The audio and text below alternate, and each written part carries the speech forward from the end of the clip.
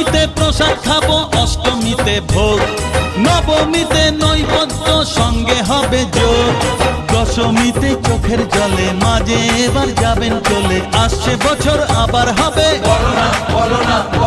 পুজো এলো, পুজো এলো, এলো রে মা, ঘরে এলো দশভুজা মা। হলো আজ অসুর নিধন, খুশিতে ভরলো ভুবন, যারে সব দুঃখ ভুলে যা,